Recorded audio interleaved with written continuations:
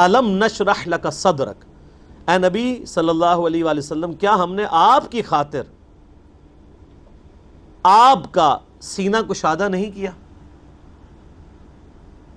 ایک تو ویسے ظاہری معنی بھی درست ہے کہ آپ علیہ السلام کا شق و صدر والا واقعہ بھی 2 دفعہ ہوا ہے، ایک دفعہ بچپن میں اور ایک دفعہ معراج کے موقع پر۔ صحیح بخاری اور مسلم میں آتا ہے آپ علیہ السلام کا سینہ چاک کیا گیا، دل نکالا گیا اور دل میں سے خون کا ایک لوتھڑا حضرت جبرائیل نے ریموو کیا، ایک سونے کا تشت جنت سے لے کے آئے تھے جس میں زمزم تھا۔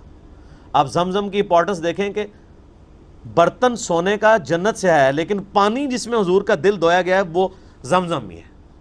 پوائنٹ ٹو بی نوٹڈ، جنت سے پانی نہیں آیا، یہ زمزم کا پانی۔ پھر آپ علیہ السلام کا سینہ مبارک سی دیا گیا اور صحابہ کہتے ہیں ہم نے سلائی کے نشان آپ کے جسم پہ دیکھے ہیں۔ ایک تو وہ سینہ کھولنا ہے، اور ایک اس کا معنی وہ ہے جو لٹریچر کی لینگویج میں لیا جاتا ہے، کہتے ہیں نا کہ جی میرا سینہ اللہ نے کھول دیا ہے، جیسے قرآن حکیم میں بھی آتا ہے کہ اللہ تعالیٰ جس کے ساتھ بھلائی کا ارادہ فرماتا ہے اس کا سینہ اسلام کے لیے کھول دیتا ہے، یعنی اس کو شرح صدر کا ہے۔ یہ شرح صدر کی جو ٹرم ہے وہ یہیں سے نکلی ہوئی ہے نا، شرح صدر، کھلنا سینے کا، یعنی بات سمجھ آ جانی۔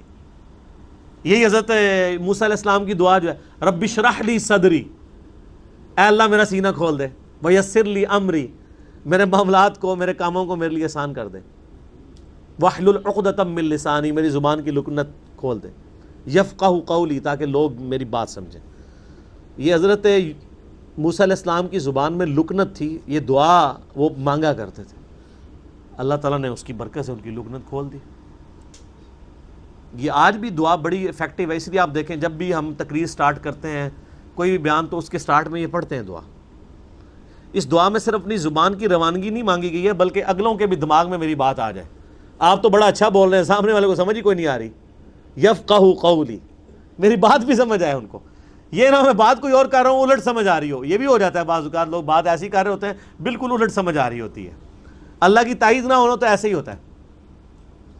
آپ لوگوں کے سنیں عجیب و غریب لوگ باتیں کر رہے ہوتے ہیں، ویسے تو باتیں بھی عجیب کرتے ہیں کہ علماء کی بات نہ ان کا سر ہوتا ہے نہ پاؤں، صحیح بھی بات کریں نا بعض اوقات وہ بات کے پیچھے عظیمت نہیں ہوتی کہ آگے بات سمجھ بھی آئے،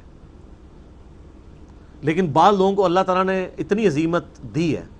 مثلا میں آپ کو مولانا اسحاق صاحب کی بات کرتا ہوں رحمہ اللہ تعالیٰ۔